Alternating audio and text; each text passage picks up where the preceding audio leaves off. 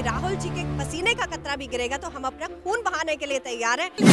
Train बेच देते हैं, प्लेन बेच देते हैं, खेत बेच देते हैं, फैक्ट्रियां बेच देते हैं, नौजवानों की एज भी, आयु भी बेच रहे हैं। अग्निपथ योजना उम्र बेचना है। आपको पहले बता दिया 24 में आओगे, 28 में आप बुढ़े हो गए। कैसे? मोदी जी जैसे जितने भी बड़े बड़े दरिंदे गुंडे नालायक पुत्र देश के हैं, सब गायब हो जाएंगे। अभी रास्ते जितने हम चल के आ रहे हैं, 2000 किलोमीटर चले हैं, हमने किसी आम जन से नहीं सुना कि ये मशरूम खा रहा है और काजू की रोटी खा रहा है। तो गालियां तो खा ही सकता, इतना डाइजेस्ट उसका अच्छा हो ही गया। प्रधानमंत्री क्या कहेंगे जिस तरीके से जो है राहुल गांधी को इंदौर से धमकी मिली है कि बम से उड़ा देंगे? जहाँ पे भी राहुल जी के पसीने का कतरा भी गिरेगा तो हम अपना खून बहाने के लिए तैयार हैं। प्रदेश में मौजूद है, मामा की सरकार है यहाँ पे। ये आग जिस मर्जी की सरकार हो, बात एक चीज है, क्राइम, वो बोल रहे हैं क्राइम कम हुआ है। क्राइम कम हुआ है? कौन सा क्राइम कम हुआ है? ये हमारे साथ मध्य प्रदेश की स्टेट प्रेसिडेंट है, बताएंगे कि कौन सा क्राइम मध्य प्रदेश में कम हुआ है।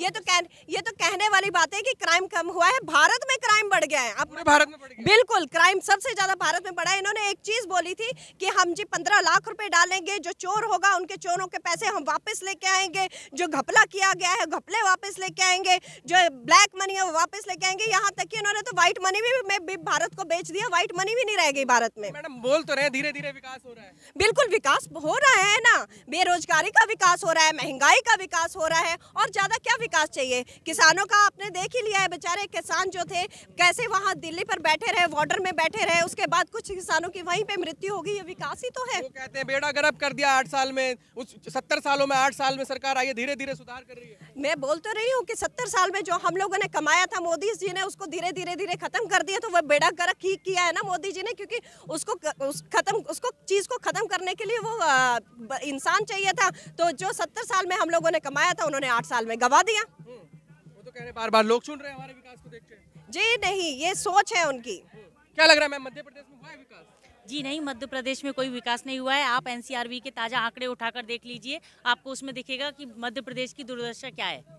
लेकिन वो तो कहते हैं कि महिला उनके कहने और करने में बहुत फर्क होता है। उनकी कथनी और करनी में जमीन आसमान का अंतर है। मोदी जी झूठ बोलते हैं? जी बिल्कुल, मोदी जी भी झूठ बोलते हैं और यहाँ के घोषणावीर मामा भी झूठ बोलते हैं। मामा झूठ बोलते हैं? जी झूठ बोलते हैं। बिल्कुल जी। झूठ बोला उन्होंने ऐसे? आप ये बताइए सच क्या बोला, क्योंकि आप तो मीडिया वाले, आप एक ही चीज बता दीजिए कि मोदी ने ये सच बोला है। आज दिन तक तो मोदी जी जुमले करते आए हैं, झूठ बोलते हैं, झूठ की राजनीति करते आए हैं, तभी तो आज देश की ये हालत है। अगर वो सच की राजनीति में चलते तो देश ऐसे नहीं। बोला था विकास होगा। मैं बोल तो रही हूँ, बहुत ज्यादा विकास हुआ। बेरोजगारी पे, महंगाई पे, महिलाओं पे अत्याचार पे, किसानों के ऊपर जो अत्याचार हुए उनका विकास हुआ है। आजकल से सबसे ज्यादा आप देखो, बेरोजगार जो लोग हैं वो कैसे सड़कों पे घूम रहे हैं, उनका विकास किया ना मोदी जी ने। लेके तो आ रहे हैं योजनाएं, लेके आ रहे हैं अग्निपथ योजना। आप वो अग्निपथ योजना जो है, जो युवाओं को वो बेवकूफ बनाने की योजनाएं हैं। आप एक चीज बताइए जी, जब युवा जो है एक जवान होगा तो उसको रिटायरमेंट की तादाद में आ जाएगा, तो वो क्या अग्निपथ योजना है?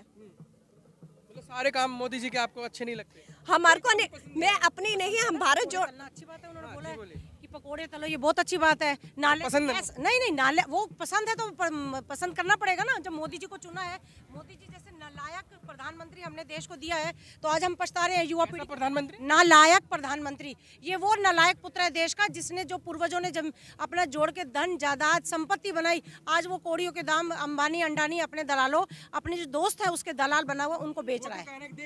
उनके कहने से नहीं होता, कहना होता है जनता को। वो अपने सिर्फ करते हैं मन की बात, सुन लो अब जन की बात। और राहुल गांधी की ये जो भारत जोड़ो यात्रा है, उसमें जो राहुल गांधी के साथ लोग मिलने आ रहे हैं, गांव-गांव से आ रहे हैं, बच्चे आ रहे हैं, बुजुर्ग आ रहे हैं, वो राहुल गांधी की नहीं सुन रहे। राहुल गांधी उनको कुछ नहीं बोल रहे, राहुल गांधी उनके मन की बात ले रहे हैं। इसको बोलते हैं नेता, देशपुत्र। वो तो गद्दार नहीं, बिल्कुल नहीं है। नेता बने हैं ना, एक गुंडे थे आज नेता बन गए। आपने अभी कहा कि गुजरात में गुंडागर्दी कम हो गई, तो होनी थी, क्योंकि सारे वो बोल रहे हैं। हाँ, तो हम भी यही बोल रहे हैं, सारे गुंडे तो आके पद पे बैठ गए, तो गुंडे खत्म। गुंडे आज सफेद कपड़े पहन के नेता बन गए हैं। गुजरात में ये राजनीति है, और वही राजनीति अब वो जब पीएम बन गए हैं तो पूरे देश में फैला दी है। पूरे देश में जो अराजकता की स्थिति बनी हुई है, ये 8 साल से पहले थी। आप मीडिया वाले खुद समझते हो, जनता खुद समझती है। आप कह रहे काम नहीं कर रहे, वो तो कहते हैं 18 हाँ, घंटे काम बहुत कर रहे हैं। घंटे काम। सुबह रेलवे बेच देते हैं, ट्रेन बेच देते हैं, प्लेन बेच देते हैं, खेत बेच देते हैं, फैक्ट्रियां बेच देते हैं। नौजवानों की एज भी, आयु भी बेच रहे हैं। 30-31 साल को हटा के उन्होंने 4 साल कर दी उम्र पे। इसको उम्र बेचना क्या? अग्निपथ योजना उम्र बेचना है। आपको पहले बता दिया 24 में आओगे, 28 में आप बुढ़े हो गए। कैसे आप बूढ़े हो गए? आप रिटायरमेंट लो, अब आप हल जोतो, वो पकोड़े तलो और जो नाले से गैस बनाओ, ये सब योजनाएं दे रहे हैं ना। इसीलिए अग्निपथ योजना के बाद जो बेरोजगार होगा वो पकोड़े तलेगा। कुछ तो खास बात होगी ना, जो बिल्कुल पब्लिक खास, बार-बार चुन रही है बहुत उनको। बिल्कुल खास बात तो है। खास होगा जो पब्लिक चुन रही है। ईवीएम उनका पुत्र है। हाँ। ईवीएम अपने बाप को हमेशा प्रधानमंत्री बना देता है। क्यों सड़कों पर नहीं उतरते आप लोग? हम उतरे हुए, देखो राहुल जी के साथ। आप खुद मीडिया कवर कर रही है, बड़ा चैनल कवर नहीं कर रही, वो कवर करना चाह रही है। ईवीएम पे तो आपने आवाज नहीं उठाई। उठाई आवाज, क्योंकि एक आवाज ऐसी उठेगी ईवीएम पे जब जनता खुद आके बोलेगी। किसी राजनीतिक दल को ईवीएम पे बात करने की अब कोई जरूरत नहीं है। जनता इतना ऊब चुकी है, चाहे वो मध्य प्रदेश हो, चाहे यूपी हो, चाहे गुजरात हो, हिमाचल हो। जिस दिन जनता ने करवट ली, मोदी जी जैसे जितने भी बड़े बड़े दरिंदे, गुंडे, नालायक पुत्र देश के हैं, सब गायब हो जाएंगे। जैसे देश से इन्होंने सफेद बनी गायब कर दी है ना, जनता ने इन लोगों को गायब कर देना है। आप तो गुजरात की बात कर रहे हैं, गुजरात की सरकार बना रहे हैं, फिर से कह रहे हैं वो। बनाने दो, रिजल्ट आने दो। ईवीएम इनके हाथ में, अभी मैंने क्या बोला, प्रथम पुत्र है ईवीएम इनका। तो पुत्र तो बाप को वोट डाल के जिताएगा। हम वोट डालते हैं किसी पार्टी को, जाती है पी करके बीजेपी को। जिस ब्लॉक में मैं खुद गई हूँ ना, जिस ब्लॉक में 600 वोटर हैं, उसमें 1100 निकलते हैं। तो कौन जिता रहा है? आप नहीं, हम नहीं, ईवीएम जिता रहा है। आप जिसकी बात कर रही हैं ना, मोदी जी कहते हैं मन से कि जो मुझे लोग गालियां देते हैं उससे मुझे एनर्जी मिलती है। हाँ, एनर्जी तो मिलेगी, क्योंकि इतनी गाली खा के उसके साथ सुबह उठते वो नहीं खाते आप उनका वो मशरूम और काजू की रोटी। अभी रास्ते जितने हम चल के आ रहे हैं, 2000 किलोमीटर चले हैं, हमने किसी आम जन से नहीं सुना कि ये मशरूम खा रहा है और काजू की रोटी खा रहा है। तो गालियां तो खा ही सकता है, इतना डाइजेस्ट तो उसका अच्छा हो ही गया। प्रधानमंत्री है, मेहनत करते हैं तो खा भी लेंगे, क्या हाँ, हो गया? बहुत मेहनत करी। 18 घंटे की जगह 8 घंटे भी सो जाए ना, हमारा देश आजाद हो जाए। ऐसे नालायक पुत्र से हमारे देश को सिर्फ मोदी ही बचा सकता है।